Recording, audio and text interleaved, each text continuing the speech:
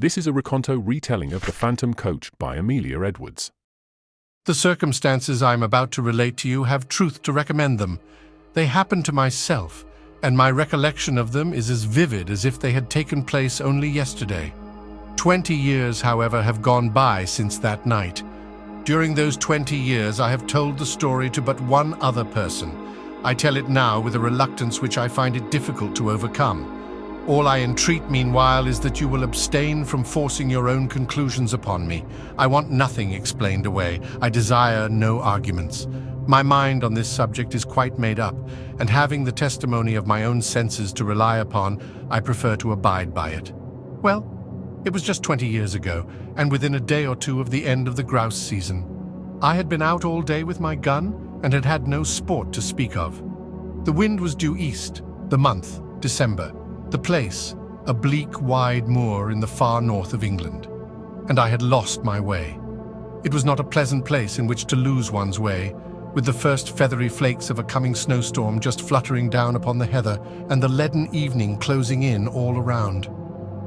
I shaded my eyes with my hand and staled anxiously into the gathering darkness, where the purple moorland melted into a range of low hills some 10 or 12 miles distant. Not the faintest smoke wreath, not the tiniest cultivated patch or fence or sheep track met my eyes in any direction. There was nothing for it but to walk on and take my chance of finding what shelter I could by the way. So I shouldered my gun again and pushed wearily forward, for I had been on foot since an hour after daybreak and had eaten nothing since breakfast. Meanwhile, the snow began to come down with ominous steadiness, and the wind fell. After this, the cold became more intense, and the night came rapidly up. As for me, my prospects darkened with the darkening sky, and my heart grew heavy as I thought how my young wife was already watching for me through the window of our little inn parlor, and thought of all the suffering in store for her throughout this weary night. We had been married 4 months, and having spent our autumn in the Highlands, were now lodging in a remote little village situated just on the verge of the great English moorlands. We were very much in love, and of course very happy. This morning when we parted, she had implored me to return before dusk, and I had promised her that I would. What would I not have given to have kept my word? Even now, weary as I was, I felt that with a supper, an hour's rest, and a guide, I might still get back to her before midnight, if only guide and shelter could be found. And all this time, the snow fell, and the night thickened. I stopped and shouted every now and then, but my shouts seemed only to make the silence deeper. Then a vague sense of uneasiness came upon me, and I began to remember stories of travelers who had walked on and on in the falling snow until, wearied out, they were fain to lie down and sleep their lives away. Would it be possible, I asked myself, to keep on thus through all the long dark night? Would there not come a time when my limbs must fail and my resolution give way, when I too must sleep the sleep of death? Death, I shuddered. How hard to die just now when life lay all so bright before me. How hard for my darling, whose whole loving heart, but that thought was not to be borne. To banish it, I shouted again, louder and longer, and then listened eagerly. Was my shout answered, or did I only fancy that I heard a far-off cry? I hallooed again, and again the echo followed. Then a wavering speck of light came suddenly out of the dark, shifting, disappearing, growing momentarily nearer and brighter. Running towards it at full speed, I found myself, to my great joy, face to face with an old man and a lantern. "Thank God!" was the exclamation that burst involuntarily from my lips. Blinking and frowning, he lifted his lantern and peered into my face. "What for?" growled he sulkily. "Well, for you. I began to fear I should be lost in the snow." Then folks do get cast away hereabouts for time to time, and what's to hinder you from being cast away likewise if the Lord's so minded?" "If the Lord is so minded that you and I shall be lost together, friend, we must submit," I replied. "But I don't mean to be lost without you. How far am I now from Dwolding?" "A good 20 mile, more or less." "And the nearest village?"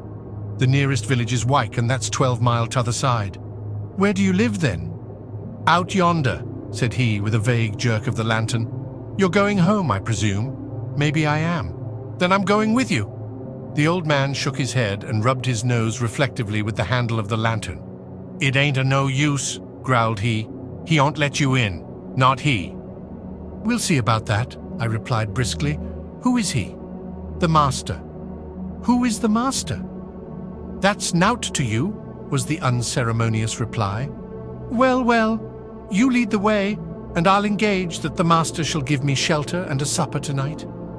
"You can try him," muttered my reluctant guide, and still shaking his head, he hobbled gnome-like away through the falling snow. A large mass loomed up presently out of the darkness, and a huge dog rushed out, barking furiously. "Is this the house?" I asked. "Aye, it's the house. Down, Bay!" And he fumbled in his pocket for the key.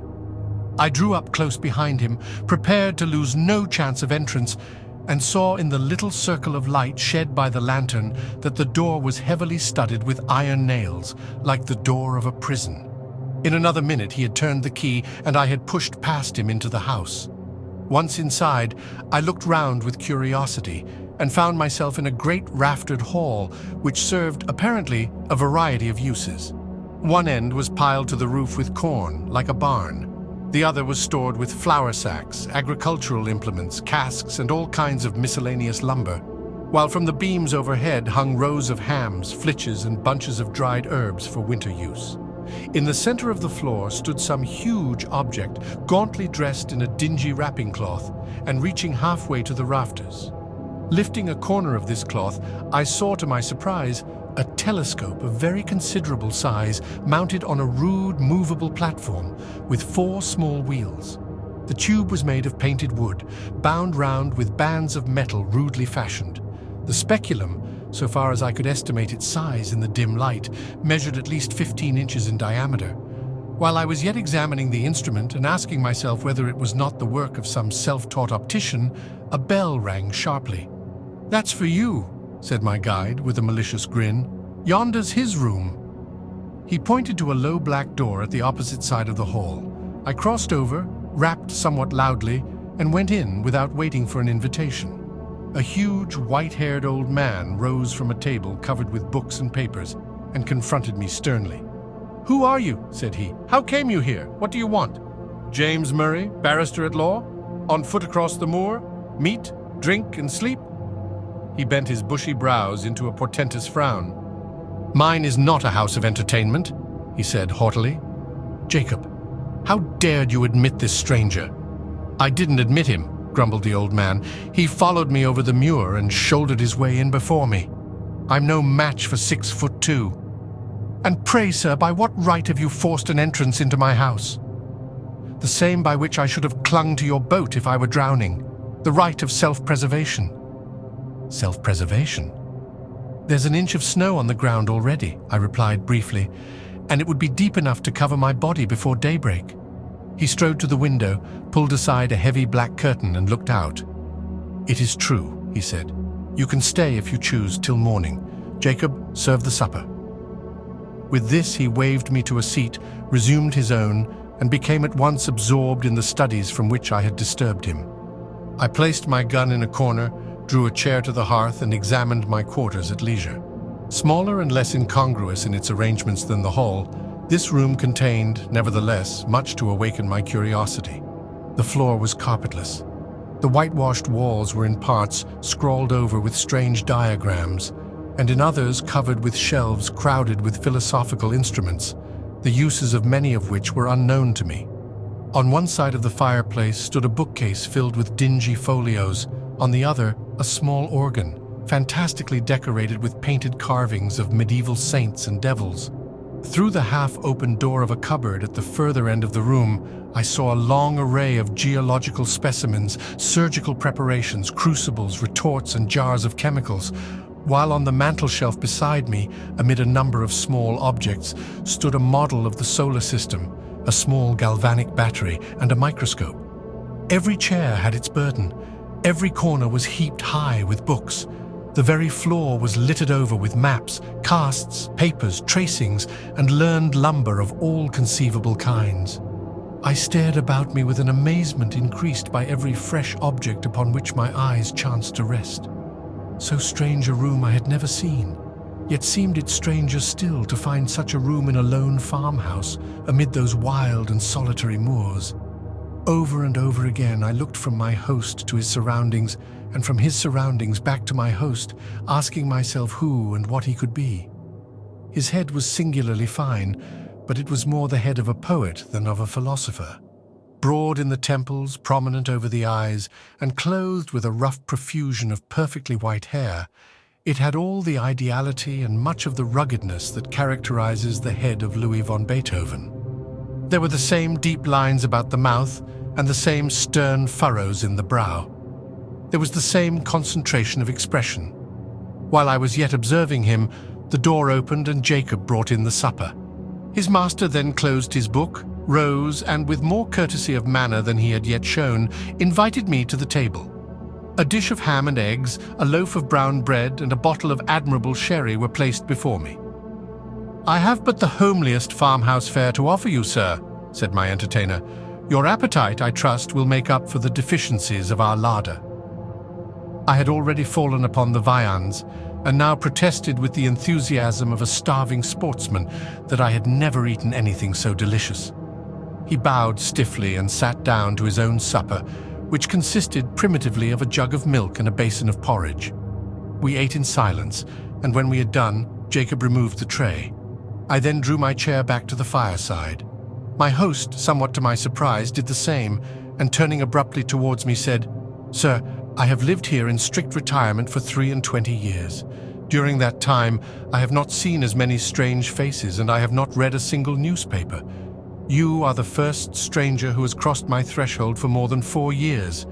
Will you favor me with a few words of information respecting that outer world from which I have parted company so long?" "Pray interrogate me," I replied. "I am heartily at your service." He bent his head in acknowledgement, leaned forward, with his elbows resting on his knees and his chin supported in the palms of his hands, stared fixedly into the fire, and proceeded to question me. His inquiries related chiefly to scientific matters, with the later progress of which, as applied to the practical purposes of life, he was almost wholly unacquainted. "No student of science myself," I replied, as well as my slight information permitted, but the task was far from easy, and I was much relieved when, passing from interrogation to discussion, he began pouring forth his own conclusions upon the facts which I had been attempting to place before him. He talked, and I listened spellbound. He talked till I believe he almost forgot my presence and only thought aloud. I'd never heard anything like it then. I have never heard anything like it since. Familiar with all systems of all philosophies, subtle in analysis, bold in generalization, he poured forth his thoughts in an uninterrupted stream, and still leaning forward in the same moody attitude with his eyes fixed upon the fire, wandered from topic to topic, from speculation to speculation, like an inspired dreamer. From practical science to mental philosophy, from electricity in the wire to electricity in the nerve, from Watts to Mesmer, from Mesmer to Reichenbach, from Reichenbach to Swedenborg, Spinoza, Condillac, Descartes, Berkeley, Aristotle, Plato, and the Magi and mystics of the East were transitions which, however bewildering in their variety and scope, seemed easy and harmonious upon his lips as sequences in music. By and by, I forget now by what link of conjecture or illustration, he passed on to that field which lies beyond the boundary line of even conjectural philosophy and reaches no man knows whither.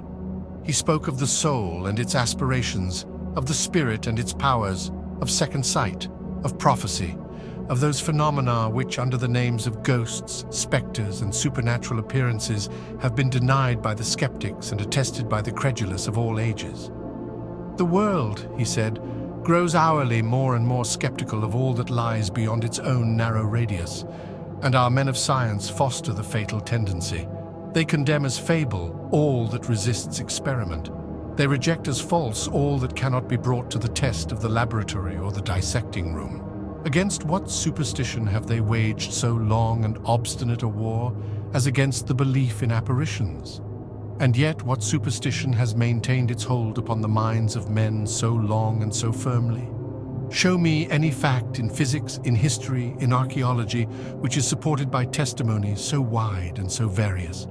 attested by all races of men in all ages and in all climates, by the soberest sages of antiquity, by the rudest savage of today, by the Christian, the pagan, the pantheist, the materialist. This phenomenon is treated as a nursery tale by the philosophers of our century. Circumstantial evidence weighs with them as a feather in the balance. The comparison of causes with effects, however valuable in physical science, is put aside as worthless and unreliable. The evidence of competent witnesses, however conclusive in a court of justice, counts for nothing. He who pauses before he pronounces is condemned as a trifler. He who believes is a dreamer or a fool. He spoke with bitterness, and having said thus, relapsed for some minutes into silence. Presently he raised his head from his hands and added, with an altered voice and manner, "I, sir, paused, investigated, believed, and was not ashamed to state my convictions to the world. I, too, was branded as a visionary, held up to ridicule by my contemporaries, and hooted from that field of science in which I had labored with honor during all the best years of my life. These things happened just 23 years ago. Since then, I have lived as you see me living now, and the world has forgotten me, as I have forgotten the world. You have my history." "It is a very sad one," I murmured, scarcely knowing what to answer. "It is a very common one," he replied. "I have only suffered for the truth, as many a better and wiser man has suffered before me." He rose as if desirous of ending the conversation and went over to the window. "It has ceased snowing," he observed as he dropped the curtain and came back to the fireside. "Ceased!" I exclaimed, starting eagerly to my feet. "Oh, if it were only possible! But no, it is hopeless. Even if I could find my way across the moor, I could not walk 20 miles tonight." "Walk 20 miles tonight," repeated my host. "What are you thinking of?" "Of my wife," I replied impatiently. "Of my young wife, who does not know that I have lost my way, and who is at this moment breaking her heart with suspense and terror." "Where is she?" "At Dwolding, 20 miles away." "At Dwolding," he echoed thoughtfully. "Yes, the distance, it is true, is 20 miles, but are you so very anxious to save the next 6 or 8 hours?" "So very, very anxious that I would give 10 guineas at this moment for a guide and a horse." "Your wish can be gratified at a less costly rate," said he, smiling. "The night mail from the north, which changes horses at Dwolding, passes within 5 miles of this spot, and will be due at a certain crossroad in about an hour and a quarter. If Jacob were to go with you across the moor and put you into the old coach road, you could find your way, I suppose, to where it joins the new one." "Easily, gladly." He smiled again, rang the bell, gave the old servant his directions, and taking a bottle of whiskey and a wine-glass from the cupboard in which he kept his chemicals, said, "The snow lies deep, and it will be difficult walking tonight on the moor. A glass of usquebaugh before you start?" I would have declined the spirit, but he pressed it on me, and I drank it. It went down my throat like liquid flame and almost took my breath away. "It is strong," he said, "but it will help to keep out the cold. And now you have no moments to spare. Good night." I thanked him for his hospitality and would have shaken hands, but that he had turned away before I could finish my sentence. In another minute I had traversed the hall. Jacob had locked the outer door behind me, and we were out on the wide white moor. Although the wind had fallen, it was still bitterly cold. Not a star glimmered in the black vault overhead. Not a sound save the rapid crunching of the snow beneath our feet disturbed the heavy stillness of the night. Jacob, not too well pleased with his mission, shambled on before in sullen silence, his lantern in his hand and his shadow at his feet. I followed with my gun over my shoulder, as little inclined for conversation as himself. My thoughts were full of my late host. His voice yet rang in my ears. His eloquence yet held my imagination captive. I remember to this day with surprise how my overexcited brain retained whole sentences and parts of sentences, troops of brilliant images and fragments of splendid reasoning in the very words in which he had uttered them. Musing thus over what I had heard and striving to recall a lost link here and there, I strode on at the heels of my guide, absorbed and unobservant. Presently, at the end, as it seemed to me, of only a few minutes, he came to a sudden halt and said, "Yon's your road. Keep the stone fence to your right hand and you can't fail of the way." "This, then, is the old coach road?" "Aye, 'tis the old coach road. And how far do I go before I reach the crossroads?" "Nigh upon 3 mile." I pulled out my purse, and he became more communicative. "The road's a fair road enough," said he, "for foot passengers, but 'twas over steep and narrow for the northern traffic. You'll mind where the parapet's broken away, close again the signpost. It's never been mended since the accident." "What accident?" The night mail pitched right over into the valley below, a good 50 feet and more, just at the worst bit of road in the whole county." "Horrible. Were many lives lost?" "All. 4 were found dead, and t'other 2 died next morning." "How long is it since this happened?" "Just 9 year." "Near the signpost, you say? I will bear it in mind. Good night." "Good night, sir, and thank ye." Jacob pocketed his half-crown, made a faint pretense of touching his hat, and trudged back by the way he had come. I watched the light of his lantern till it quite disappeared, and then turned to pursue my way alone. This was no longer matter of the slightest difficulty, for despite the dead darkness overhead, the line of stone fence showed distinctly enough against the pale gleam of the snow. How silent it seemed now, with only my footsteps to listen to. How silent and how solitary. A strange, disagreeable sense of loneliness stole over me. I walked faster. I hummed a fragment of a tune. I cast up enormous sums in my head and accumulated them at compound interest. I did my best, in short, to forget the startling speculations to which I had but just been listening, and to some extent I succeeded. Meanwhile, the night air seemed to become colder and colder, and though I walked fast, I found it impossible to keep myself warm. My feet were like ice.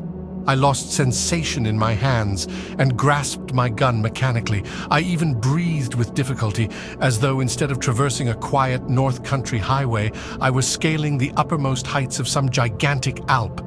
This last symptom became presently so distressing that I was forced to stop for a few minutes and lean against the stone fence.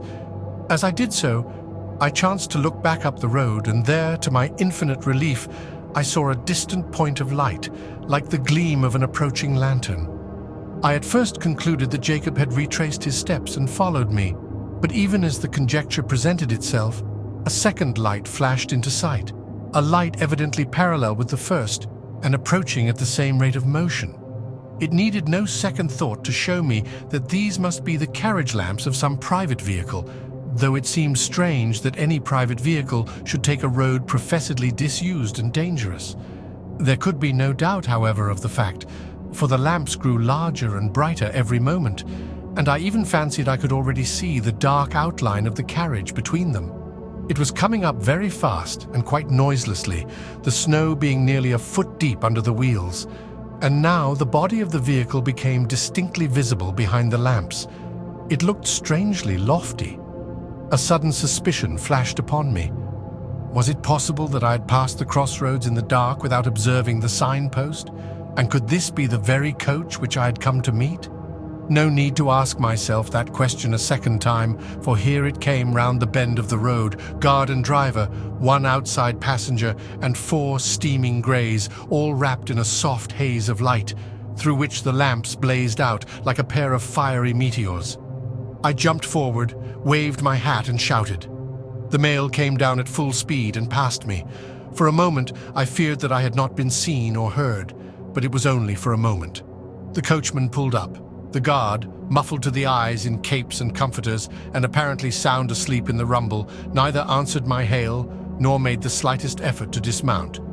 The outside passenger did not even turn his head. I opened the door for myself and looked in. There were but 3 travelers inside, so I stepped in, shut the door, slipped into the vacant corner, and congratulated myself on my good fortune. The atmosphere of the coach seemed, if possible, colder than that of the outer air, and was pervaded by a singularly damp and disagreeable smell. I looked round at my fellow passengers. They were all 3, men, and all silent. They did not seem to be asleep, but each leaned back in his corner of the vehicle, as if absorbed in his own reflections. I attempted to open a conversation. "How intensely cold it is tonight," I said, addressing my opposite neighbor. He lifted his head, looked at me, but made no reply. "The winter," I added, "seems to have begun in earnest." Although the corner in which he sat was so dim that I could distinguish none of his features very clearly, I saw that his eyes were still turned full upon me. And yet he answered never a word. At any other time I should have felt and perhaps expressed some annoyance, but at the moment I felt too ill to do either. The icy coldness of the night air had struck a chill to my very marrow, and the strange smell inside the coach was affecting me with an intolerable nausea. I shivered from head to foot, and turning to my left-hand neighbor, asked if he had any objection to an open window. He neither spoke nor stirred. I repeated the question somewhat more loudly, but with the same result. Then I lost patience and let the sash down. As I did so, the leather strap broke in my hand, and I observed that the glass was covered with a thick coat of mildew, the accumulation apparently of years. My attention being thus drawn to the condition of the coach, I examined it more narrowly and saw by the uncertain light of the outer lamps that it was in the last stage of dilapidation. Every part of it was not only out of repair, but in a condition of decay. The sashes splintered at a touch. The leather fittings were crusted over with mold and literally rotting from the woodwork. The floor was almost breaking away beneath my feet. The whole machine, in short, was foul with damp and had evidently been dragged from some outhouse in which it had been mouldering away for years to do another day or two of duty on the road. I turned to the third passenger, whom I had not yet addressed, and hazarded one more remark. "This coach," I said, "is in a deplorable condition. The regular mail, I suppose, is under repair?" He moved his head slowly and looked me in the face without speaking a word. I shall never forget that look while I live. I turned cold at heart under it. I turn cold at heart even now when I recall it. His eyes glowed with a fiery, unnatural luster. His face was livid as the face of a corpse. His bloodless lips were drawn back as if in the agony of death, and showed the gleaming teeth between. The words that I was about to utter died upon my lips, and a strange horror, a dreadful horror, came upon me. My sight had by this time become used to the gloom of the coach, and I could see with tolerable distinctness. I turned to my opposite neighbor. He too was looking at me, with the same startling pallor in his face, and the same stony glitter in his eyes. I passed my hand across my brow. I turned to the passenger on the seat beside my own, and saw, oh heaven, how shall I describe what I saw? I saw that he was no living man, that none of them were living men like myself. A pale phosphorescent light, the light of putrefaction, played upon their awful faces, upon their hair, dank with the dews of the grave, upon their clothes, earth-stained and dropping to pieces, upon their hands, which were as the hands of corpses long buried. Only their eyes, their terrible eyes, were living, and those eyes were all turned menacingly upon me. A shriek of terror, a wild, unintelligible cry for help and mercy, burst from my lips as I flung myself against the door and strove in vain to open it. In that single instant, brief and vivid as a landscape beheld in the flash of summer lightning, I saw the moon shining down through a rift of stormy cloud, the ghastly signpost rearing its warning finger by the wayside, the broken parapet, the plunging horses, the black gulf below. Then the coach reeled like a ship at sea. Then came a mighty crash, a sense of crushing pain, and then darkness. It seemed as if years had gone by when I awoke one morning from a deep sleep and found my wife watching by my bedside. I will pass over the scene that ensued and give you in half a dozen words the tale she told me with by-tears of thanksgiving. I had fallen over a precipice close against the junction of the old coach road and the new, and had only been saved from certain death by lighting upon a deep snowdrift that had accumulated at the foot of the rock beneath. In this snowdrift I was discovered at daybreak by a couple of shepherds who carried me to the nearest shelter and brought a surgeon to my aid. The surgeon found me in a state of raving delirium, with a broken arm and a compound fracture of the skull. The letters in my pocketbook showed my name and address. My wife was summoned to nurse me, and thanks to youth and a fine constitution, I came out of danger at last. The place of my fall, I need scarcely say, was precisely that at which a frightful accident had happened to the North Mail 9 years before. I never told my wife the fearful events which I have just related to you. I told the surgeon who attended me, but he treated the whole adventure as a mere dream born of the fever in my brain. We discussed the question over and over again until we found that we could discuss it with temper no longer, and then we dropped it. Others may form what conclusions they please. I know that 20 years ago I was the fourth inside passenger in that phantom coach.